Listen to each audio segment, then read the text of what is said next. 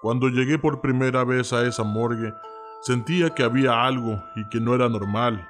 En mi vida había trabajado en otros lugares, en tantos lugares diferentes y morgues, pero el ambiente en esa morgue se sentía muy pesado.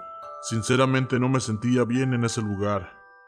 Me habían contado tantas historias de terror sobre ese lugar, que los muertos se levantaban a las 3 de la mañana, que puedes toparte con una anciana que ronda por el pasillo, que escucharás cómo los muertos hablan entre ellos.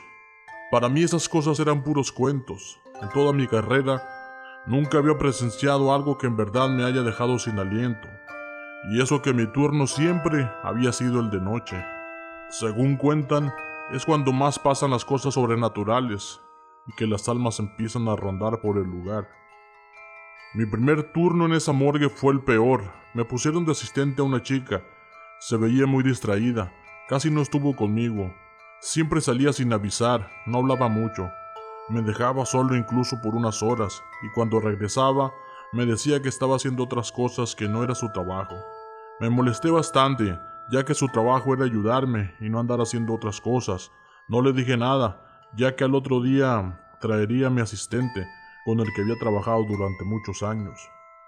Eran las 2:30 de la madrugada cuando mi asistente salió. Le pregunté a dónde iba. Me dijo que ya casi era la hora. Me quedé extrañado. Quizá era la hora en que descansaba. Como nunca hablé con ella, pues dejé que se fuera. Estaba realizando el informe de una chica cuando vi la hora. Eran las 2:49 y se me vinieron a la mente todas las historias que me habían contado sobre ese lugar. Se me escapó un suspiro. Ya estaba cansado. Así que tapé el cuerpo con una sábana y me dispuse a descansar. Tardé un poco en recoger mis cosas. Cuando escuché que alguien se acercaba en el pasillo pensé que era mi asistente, pero ella nunca más apareció. Me quedé pensando en la anciana que ronda por el pasillo. Me daba miedo encontrarla, y es que no creía tanto en esas cosas. Pegué un brinco cuando mi reloj sonó, indicando que eran las 3 de la mañana. Sin darle importancia decidí salir de ese lugar.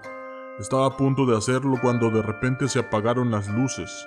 Una sensación de terror se apoderó de todo mi cuerpo. Empecé a escuchar voces, risas diabólicas por todos lados. Encendí la linterna de mi teléfono y lo que vi me dejó helado. Todos los cuerpos permanecían sentados sobre la mesa en la que estaban.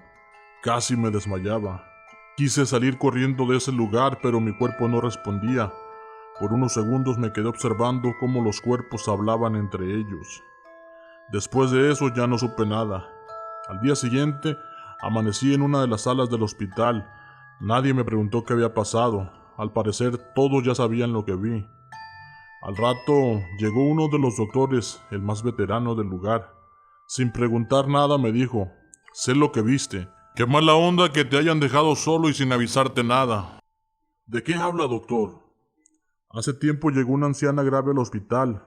Nadie supo cuál era su enfermedad, ya que le hicieron varios exámenes y no le encontraron nada, pero se veía bastante mal.